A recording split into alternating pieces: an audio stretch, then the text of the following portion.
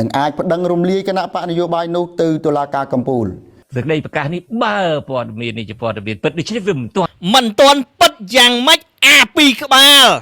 បើមិនទាន់ពិតស្មានតែក្រុមពួកអាពីរក្បាលឯងអាចបើកវិទ្យុឡើងវិញបានណាអានេះវាបង្កើតអង្គការចាត់តាំងវិទ្យុជ្រុលនិយមដើម្បីបោកប្រាស់ប្រជាពលរដ្ឋកម្ពុជាបើមិនទាន់ពិតស្មានតែពួកអាពីរក្បាលឯងបង្កើតវិទ្យុបោកប្រាស់បំផ្លាញដំណើរការប្រជាធិបតេយ្យបានមែនទេប្រធានាធិបតីបារាំងអតីតប្រធានាធិបតីបារាំងជាប់គុកអត់ទាន់ថ្ងៃចេញទេនោះ In a scheme to finance his presidential election campaign in 2007, why is he in prison at all? Well, the judge in this case said the facts Sarkozy គឺជាអតីតប្រធានាធិបតីបារាំងដែលយកលុយពីបរទេសមកធ្វើយុទ្ធនាការឃោសនាបោះឆ្នោតម្ដុំឆ្នាំ2007ហើយឥឡូវនេះជាប់គុកមិនទាន់ចេញទេនិយាយពីអាពីរក្បាលនោះហើយនិយាយថាកុំឲ្យតែជំនួយហ្នឹងណាវាឈានទៅដល់ការ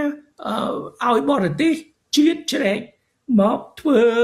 មកបង្កើតព្រឹត្តិការណ៍បង្កើតរដ្ឋប្រហារពួកអាពីរក្បាលនោះវាបាននិយាយថាត្រូវហើយពួកឯងយកលុយបរទេសមកបំផ្លាញដំណើរការប្រជាធិបតេយ្យធ្វើរដ្ឋប្រហារដបសាំងដុំថ្មអាហ្នឹង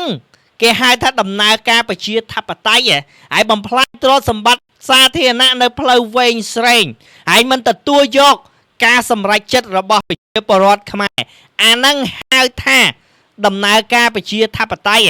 អាហ្នឹងគេហៅថារដ្ឋប្រហារប៉ុន្តែពួកឯងនេះបង្កើតរដ្ឋប្រហារមិនបានសម្រេចពួកអាបំផ្លាញជាតិពួកអាទទួលលុយបរទេសបំផ្លាញដំណើរការលទ្ធិប្រជាធិបតេយ្យពួកអាយកលុយគេមកដើម្បីឈ្នះដល់ពេលអត់ឈ្នះវានាំគ្នាបាតកម្មដុតឡានដុំថ្មហើយវាអួតថាវាហ្នឹងគឺជាអ្នកប្រជាធិបតេយ្យយីអោពួកអាស្លុយអើយ